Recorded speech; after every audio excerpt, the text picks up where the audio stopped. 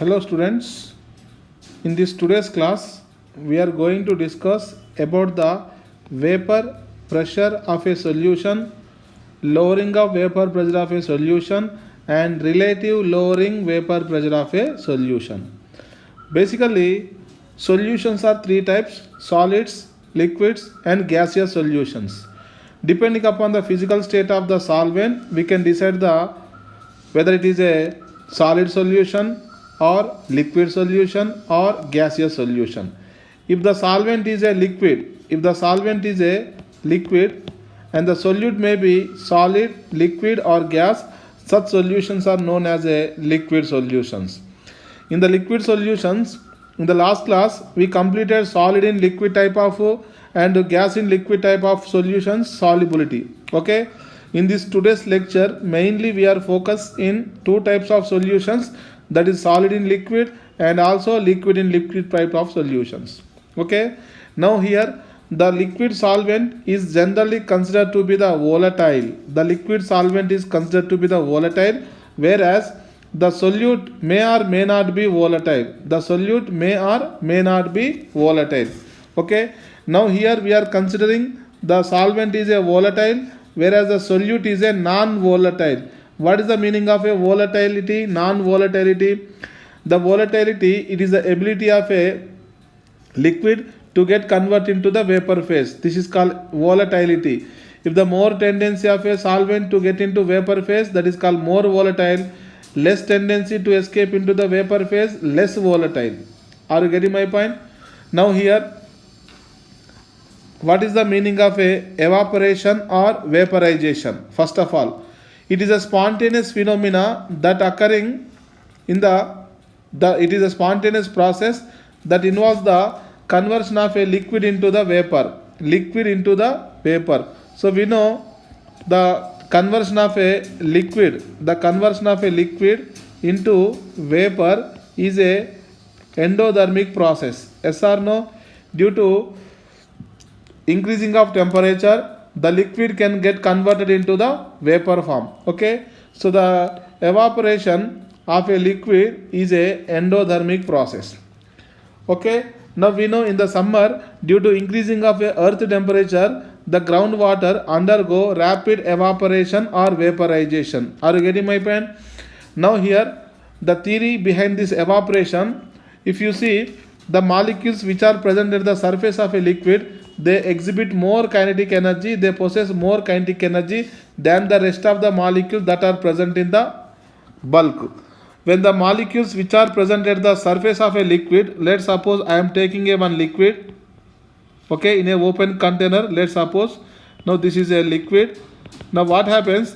The liquid molecules which are present on the surface of the liquid, are you getting my point? They experience more kinetic energy, they possess more kinetic energy as compared to the liquid molecules present in the bulk, which are possess generally less kinetic energy. Due to more kinetic energy of the liquid molecules which are present at the surface of a liquid, they try to escape into the space. This phenomena is known as vaporization or evaporation. Are you getting my point? Which molecule will undergo rapid evaporation? Those molecules which possess more kinetic energy. Are you getting my point? When the molecules which possess more kinetic energy, they try to undergo evaporation. During this evaporation, what happens? The kinetic energy of the rest of the molecules, what happens? Decreases. The kinetic energy of the remaining molecules, what happens? Decreases. When the kinetic energy of a remaining molecule decreases, that leads to the cooling phenomena, due to which the temperature of a liquid, what happens? Decreases. Okay, the rapid evaporation of a liquid leads to which effect? Cooling effect.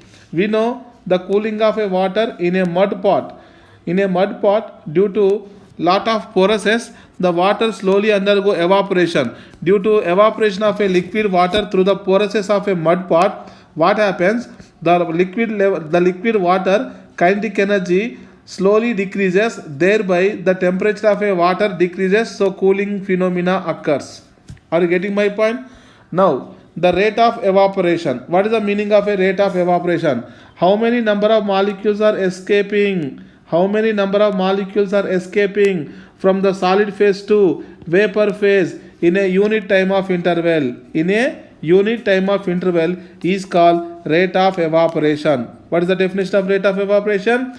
It is the number of molecules of a liquid that will escape from the surface of a liquid per unit time is called rate of evaporation. The rate of evaporation mainly depend upon the nature of the liquid and the surface area and temperature, and finally airflow of current over the surface of the liquid. Now here, nature of a liquid. Basically liquids divided into two types, that is volatile and non-volatile. Volatile and non-volatile. Volatile liquids are those liquids which have a great tendency of rate of evaporation, whereas non-volatile compounds which have less tendency of rate of evaporation. Are you getting my point? Best example, if you see alcohol, that is methanol, and water. If you see, methanol has more rate of evaporation as compared to the water, because the rate of evaporation, especially the nature of a liquid, indirectly intermolecular force of attractions, depending upon what? Intermolecular forces. If the intermolecular forces are very weak, then the liquid rapidly undergo evaporation. That means rate of evaporation directly proportional to, inversely proportional to intermolecular force of attraction. If the intermolecular force of attractions are very strong, then the rate of evaporation will be very less. Are you getting my point? And one more example we can conclude: petrol and water. If you see, if the petrol and water both are present in two different open containers at a room temperature, which liquid will be readily undergo evaporation? Obviously petrol, because in petrol the molecular attractive forces are too weak. That's why the neighboring molecules, the molecules which are present on the surface, they readily undergo evaporation by overcome the neighboring molecular force of attraction. That is called evaporation or vaporization. And the next one will be the surface of a liquid. As the surface of a liquid increases, what happens? As the surface of a liquid increases, more rate of evaporation. That means the rate of evaporation directly proportional to surface area. And one more important phenomena, temperature. The rate of evaporation increases by increasing of temperature, because as the temperature increases, kinetic energy also increases. When the kinetic energy increases, the tendency to escape into vapor phase is also increases, thereby rate of evaporation increases. In the next phenomena, flow of air current over the liquid surface. What is the meaning of this? Let's suppose this is a liquid present in the open container. Let's suppose here on the surface of a liquid, these are the vapors. Okay, now this is a vapor of the liquid. Okay, now what I am doing here, let's suppose I am using dry air. Which air? Dry air. When dry air is allowed to pass over the surface of a liquid, this dry air, what happens? It catches the vapor of the liquid. It catches the vapor of the liquid. That means more dry air is passes over the surface, it will catch the more amount of the vapor. Are you getting my point?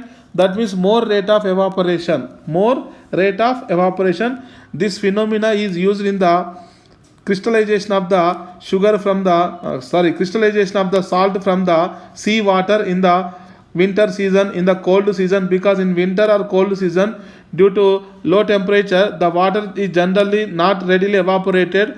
In that situation, hot air is blown on the surface of the sea water, so that the sea water, the hot air which carries the moisture over the surface of the sea water, that is the salt water, so that the crystallization phenomena occurs. Are you getting my point?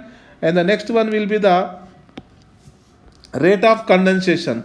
What is the rate of condensation? It is exactly opposite to the rate of evaporation. It is the number of vapor molecules that are condensing to the surface of a liquid. That means how many number of vapor molecules they are written back onto the surface of a liquid is known as, in a unit time of interval, is known as what? Rate of condensation. Let's suppose if the container is closed, if the container is sealed, then what happens? Let's suppose this is a container and I am taking some suitable liquid at a given temperature. Now this is the container. Now what I am doing here, the container is completely now sealed here. Are you getting my point? Now the liquid undergo vaporization, so these vapors are present on the surface of the liquid, but being a closed vessel, the vapor cannot escape outside the container. Yes or no? This is the vapor, this is the liquid form of the substance. Now the vapor molecules which are present on the surface of a liquid, after certain period of time of interval, what happens? They themselves collide and they loses their kinetic energy. Once they do loses kinetic energy, what happens? They return back or they attracting on the surface of a liquid and they undergo condensation.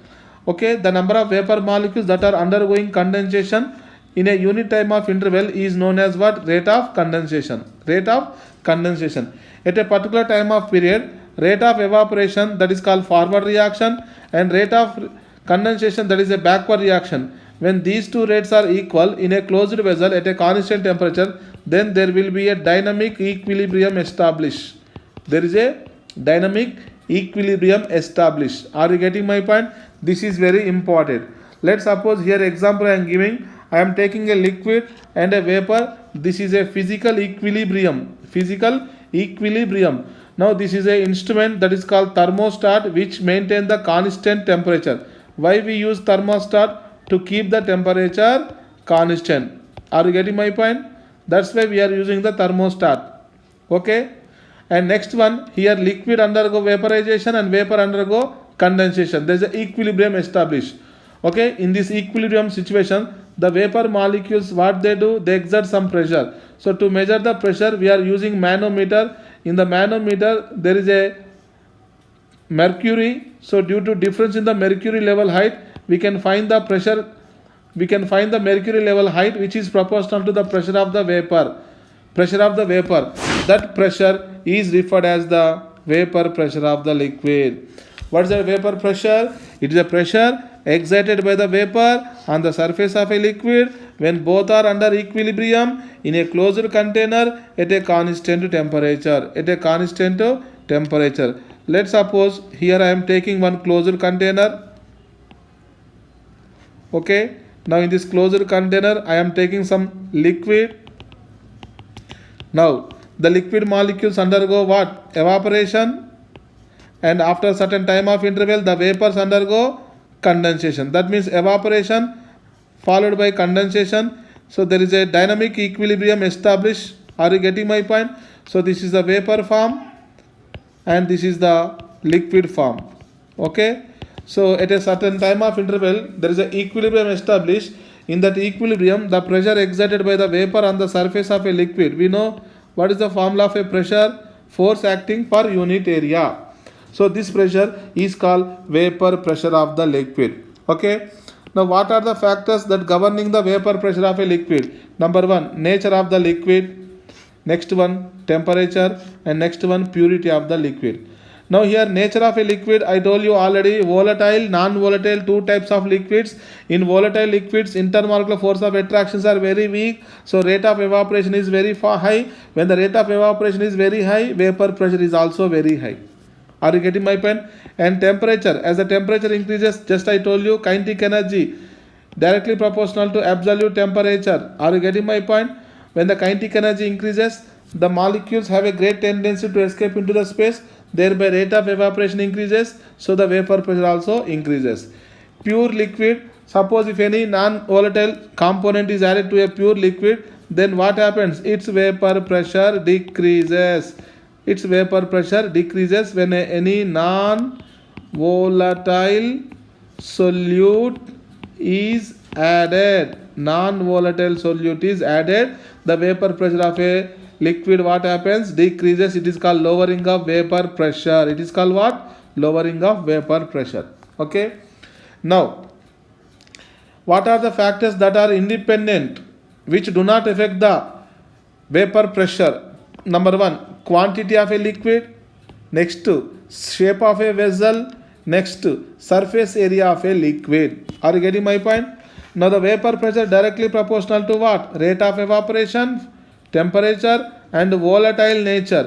And volatility will be, already I told you, inversely proportional to intermolecular force of attraction. If the intermolecular force of attractions are very weak, then volatile nature will be increases, which thereby vapor pressure of a liquid is also increase. Okay. Now what is the effect of pressure on the vapor pressure of a liquid? Just now I told you, as the temperature increases, kinetic energy increases, thereby vapor pressure also, that is rate of evaporation increases, thereby vapor pressure of a liquid is also increases. That is directly proportional. Are you getting my point? The vapor pressure of a liquid directly proportional to absolute temperature. Directly proportional to absolute temperature. Now Clausius and Clapeyron, these are the two people who are theoretically developed a relation between the vapor pressure of a liquid and the temperature of a liquid. Are you getting my point? Now here, if you see, the vapor pressure of a liquid P will be equal to some constant Z into e to the power minus delta H V by R T. So this is a mathematical equation which gives the relation between P stands for vapor pressure, P stands for vapor pressure of liquid, Z is a constant value and E value exponent value, delta HV is nothing but enthalpy of vaporization or evaporation. What is the meaning of enthalpy of vaporization or evaporation? That is it is the amount of heat energy required to convert 1 mole of a liquid into vapor at a constant temperature. Where? At constant temperature. Let's suppose, best example, we have water. Water is a liquid, okay, at room temperature. Now what I am doing, do you know the boiling point of a water is 100 degrees Celsius? That will be nothing but 373 Kelvin, okay. That means at 100 degrees Celsius or 373 Kelvin, that is at a constant temperature, means at a constant boiling temperature. I have to write down boiling temperature. Here the boiling temperature of every liquid will be constant, okay. At that boiling temperature, how much of extra amount of heat must be supplied to 1 mole of a liquid in order to convert into vapor is called enthalpy of vaporization. Enthalpy of vaporization is a function of nature of liquid only. Let's suppose if I am using water, the enthalpy of evaporation of water will be 40.66 kilojoule per mole. So this much of heat energy must be absorbed from the surroundings in order to get the 1 mole of a liquid water into a 1 mole of a vapor. Are you getting my point? Now here, in this relation, if you see, what is the P1 and P2? What is the P1 here? Vapor pressure of a liquid at a T1 Kelvin temperature, and P2 will be the vapor pressure of a liquid at T2 Kelvin. Remember, temperature must be in Kelvin units. And R is the gas constant, and delta HV, just now I told you, enthalpy of evaporation or vaporization. Are you getting my point? Now the delta HV value obviously given in the question. And one more important thing, what are the units for capital R? Capital R and delta HV, that is the enthalpy of evaporation, must have same units, should possess same units. Let's suppose the R value, if I am taking the joules, what is the R value in the joule? 8.314 joule mole inverse Kelvin inverse. Otherwise R value in terms of calories, 2 calorie per mole per Kelvin. So because these are the units for energy, because enthalpy of evaporation is a energy unit, so that's why R value should be related with the delta HV value, delta HV units. Are you getting my point? We should not consider the liter atmosphere, that is 0.0821. Are you getting my point? And next one, how to derive this relation?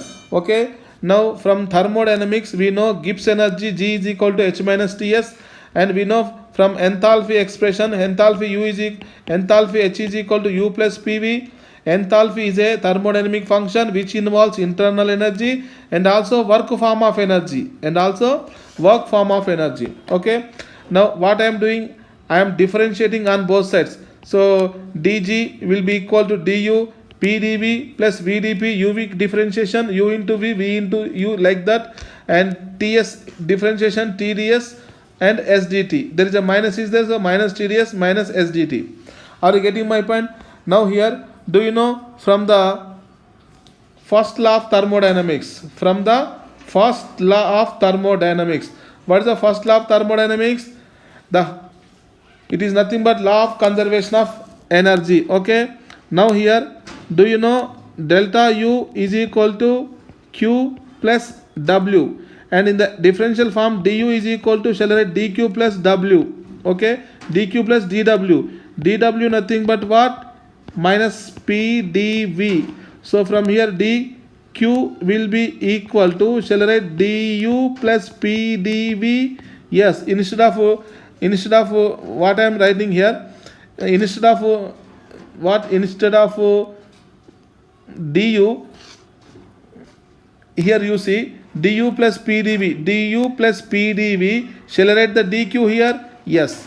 And next vdp is there, and tds and sdt is there. Okay. And one more important relation we have to know, that will be dq will be equal to tds. So dq tds gets cancelled out. So finally the relation become dg is equal to vdp minus sdt. Okay. Now liquid to vapor, this is a equilibrium, physical equilibrium. We know at equilibrium delta G value 0. What is the delta G value at equilibrium? 0. Are you getting my point? So write the delta G value 0. So finally you will get dp by dt is equal to s by v.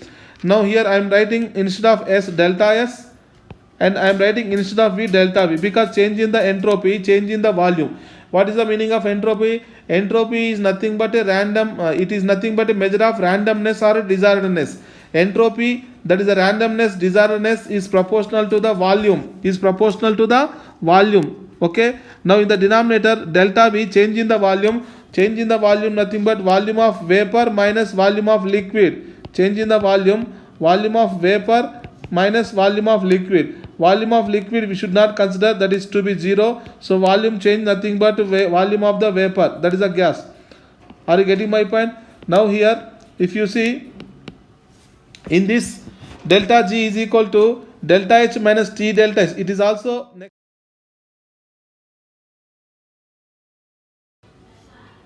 now here, what is the change in Gibbs free energy? Delta G will be equal to delta H minus T delta S. We know in thermodynamics. Again at equilibrium we are taking the delta G 0. So delta S will be equal to delta H by T. Okay. This delta H value written here, which is nothing but delta H by T. And in the denominator, what is the volume of the vapor? Volume of a vapor is considered as a ideal nature. So from 1 mole of a ideal gas expression, we can write PV is equal to nRT. Thereby V is equal to RT by P. So this is nothing but volume of the vapor is equal to RT by P. So by replacing here volume of vapor in the denominator, and the delta S value, that is delta H by T, in the numerator. Okay. And after the differentiation, we will get the final expression, that is equal to what? Log of the final expression. What is that? Log of P2 by P1 will be equal to delta H by 2.303 capital R into 1 by T1 minus 1 by T2. It is similar to the Arrhenius equation, rate constant versus temperature. Okay. Now here, just now I told you here, what is the P? P stands for the vapor pressure of a liquid. Okay. Now A is a constant, E will be the exponential function.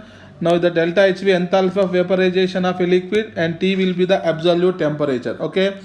Now this will be the natural logarithm. If you apply the natural logarithm on both sides, okay, you will get ln P will be equal to minus delta HV by RT plus ln A. If you see, this is in the form of y is equal to minus mx plus c, where the slope will be become minus delta H by R. This is the second graph. And next, if you convert the ln P, that is a natural logarithm, into the logarithm to the base 10, so we have to multiply with 2.303. So here 2.303, here also 2.303. So if I divide it with 2.303, so I will get the here delta HV by minus delta hv by 2.303 r. So it is also in the form of y is equal to minus mx plus c, where the slope will be what? Minus delta hv by 2.303 r. This is the graph number 3. Okay, in the first graph, if you see the vapor pressure versus temperature, it is a exponential manner.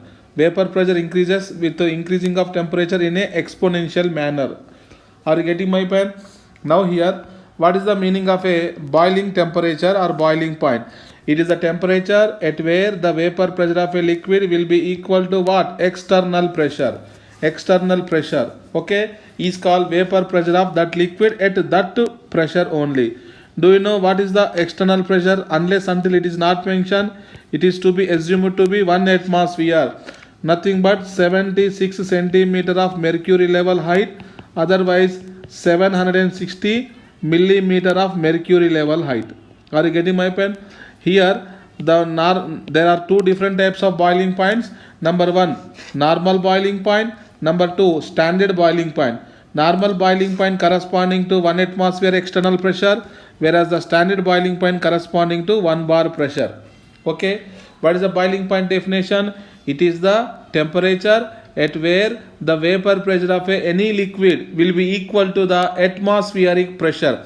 Then the temperature is known as the boiling temperature. Are you getting my point? Let's suppose if you see water, the well-known example water, we know boiling point of a water will be 100 degrees Celsius, otherwise 373 Kelvin. Okay, that means at 100 degrees or 373 Kelvin, what is the vapor pressure of water?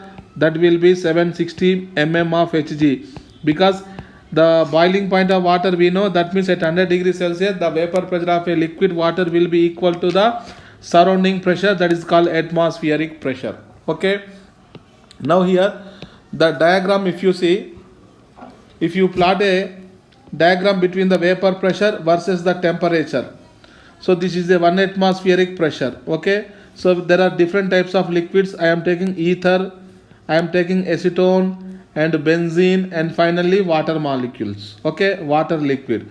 Now if you see, as the vapor pressure increases, the boiling point of a liquid decreases. If you see, ether possesses high vapor pressure, water possesses low vapor pressure, but ether possesses low boiling point and water possesses high boiling point. Are you getting my point? It is the temperature at where the vapor pressure will be equal to the surrounding pressure. It is the temperature at where the vapor pressure of a liquid will be equal to the surrounding pressure, that is called atmospheric pressure. And one more important relation we have to know: vapor pressure versus boiling point. Vapor pressure, boiling point are inversely proportional. Okay, and boiling point will be mainly depending upon intermolecular forces, nothing but the van der Waals force of attraction. Next to hydrogen bonding, it is also important parameter which affect the boiling point of a substance, and molar mass of a substance, and the surface area. Remember, in case of isomers have same molecular weight. In that case, we have to consider the surface area. As the surface area increases, van der Waals force of attraction increases, thereby boiling point also increases. Are you getting my point? Now, according to the boiling point, there are two types of liquids. One liquid is called volatile liquid. What is the volatile liquid? The liquid whose boiling point is low and vapor pressure is high compared to room temperature. When we compare with room temperature, the liquids whose boiling point will be very low and the vapor pressure is very high, they are referred as a volatile liquid. The best example, we can say petrol, and we can say ether also. And the reverse one, the liquids whose boiling point is very high, the liquids whose boiling point is very high and vapor pressure is very low at room temperature, is called non-volatile liquids. Example, if you see, nitrobenzene is a non-volatile liquid, aniline is a non-volatile liquid, water is a non-volatile liquid. Remember, depending upon the room temperature, we have to take the reference, that is the room temperature. Are you getting my point? Now, the standard boiling point and normal boiling point, if you compare the liquid water, what is the standard boiling point of a liquid water? That will be the 99.6 degrees Celsius, whereas the normal boiling point will be 100 degrees Celsius, because normal boiling point you have to take the atmosphere pressure 1 atm, whereas the standard boiling point we have to take the 1 bar. Do you know 1 bar slightly less than 1 atm or 1 atm slightly greater than the 1 bar? Okay, as the external pressure increases, the boiling point increase. Otherwise, external pressure decrease, boiling point decrease. So finally, what we can conclude, the boiling point of a liquid directly proportional to whom? External pressure. The boiling point of a liquid directly related with whom? External pressure. Why? Let's suppose in high altitudes, what happens? The pressure will be decreases. That means the where the atmospheric pressure will be very low. So at a low temperature only the liquid will boils. That means at low temperature only the liquid vapor pressure will be equal to surrounding pressure. Yes, that's why liquid will boil at low temperature only in high hill stations. Okay, where the atmospheric pressure will be very less. Now come to in other places where the external pressure is very high. Let's suppose as the external pressure is very high, what is the boiling point definition? It is the temperature at where the vapor pressure of a liquid should be equal to the surrounding pressure.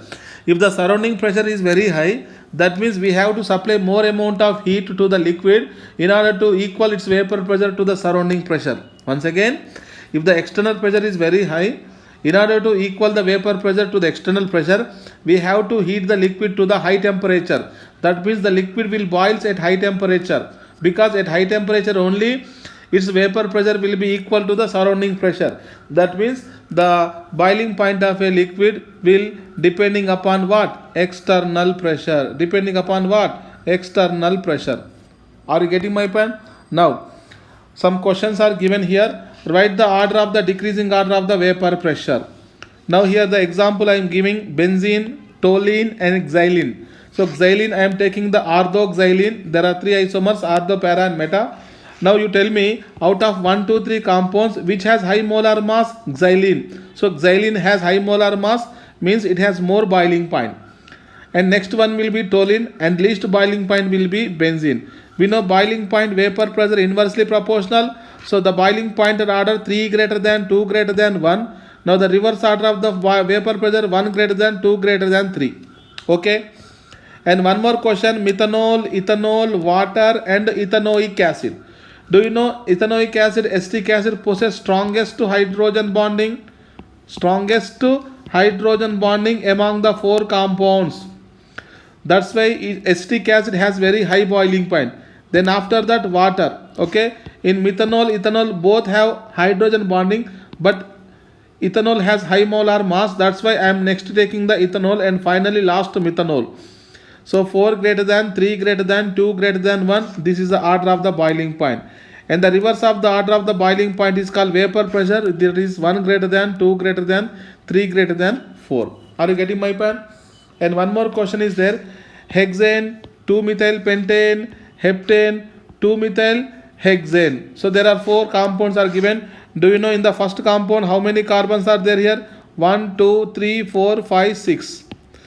Okay. In the second compound 1, 2, 3, 4, 5 and 6. And third compound 7 carbons are there. In the fourth compound also 7 carbons. But actually if you see in the third compound and fourth compound there are 7 carbons. That's why both 3 and 4 possess high boiling point as compared to 1 and 2. Okay. But out of 3 and 4, if you see in the compound 3 there are 7 carbons in a straight line, whereas in the compound 4 only 6 carbons are 1, 2, 3, 4, 5, 6 carbons are in the straight chain and 1 carbon in the branching chain.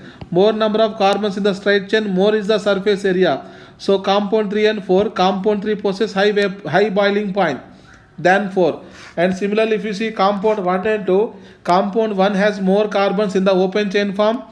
Okay, but in the compound only 5 carbons are there in the open chain and 1 carbon in the side chain. That's why compound 1 more boiling point than the compound 2. Okay. So the overall boiling point order will be 3 greater than 1 greater than 3 greater than 4 greater than 1 greater than 2. But the boiling point vapor pressure extremely inversely proportional. So that's why the order of the vapor pressure 2 greater than 1 greater than 4 greater than 3. Are you getting my point? Next, the lowering of vapor pressure of solution. What is the meaning of lowering of vapor pressure of a solution? Suppose I am taking pure solvent, okay, and to the pure solvent, when a non-volatile solute, the solute should be what? Non-volatile. Solute should be what? Non-volatile. And solvent should be what? Solvent should be what? Volatile. Solvent should be what? Volatile. This is the condition. Now you see, in the pure solvent, only the solvent molecules are present on the surface of the liquid. So solvent molecules have a great tendency on the molecule which are present on the surface, they have a more tendency to escape into the space. Okay. But whereas in the next diagram, along with the solvent, we have solutes also. That means number of solvent molecules per unit area of a surface will decreases, because on the surface not only solvent but also solute is present. But solute being a non-volatile, it do not escape into the space. Are you getting my point? Only the solvent molecules will undergo vaporization. So overall, if you see in the container 1, there is a more vapor. In the container 2, there is a less vapor. Okay. So more vapor, that is more rate of evaporation, more vapor pressure. So here I am taking the vapor pressure of pure solvent. What is the vapor pressure of a pure solvent? Let's suppose P0. And what is the vapor pressure of a solution? That means solute and solvent put together. Let's suppose PS. S stands for solution, O stands for original, that is the pure. Now tell me, P0 is always greater than PS? Yes. P0 is always greater than PS? Yes, because the vapor pressure of a solvent is always greater than the solution. Otherwise, PS is always less than P0. Yes, condition apply. Solvent should be volatile, solute should be non-volatile. Okay. Now the definition, when a non-volatile solute is added to a pure volatile solvent, then its vapor pressure, what happens? Decreases. This phenomena is called lowering of vaporization, lowering of vapor pressure, lowering of vapor pressure of the solution. Okay. Now the explanation part here given. The explanation part is given. In a solution, the surface is not only occupied by the solvent molecules but also what? Solute molecules. The number of molecules of a solvent present on the surface of relatively less as compared to the pure solvent molecules.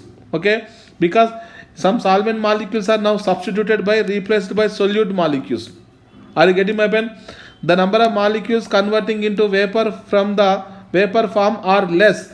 That means vaporization is less. That means vapor pressure is also less. Are you getting my point? The vapor pressure of a liquid is directly proportional to rate of vaporization. Okay. Now just now I told you the vapor pressure of a pure solvent P0 and solution is PS. And what is the difference here? P0 minus PS. Because P0 is greater than PS. What is the difference? P0 minus PS, which is nothing but the lowering of vapor pressure.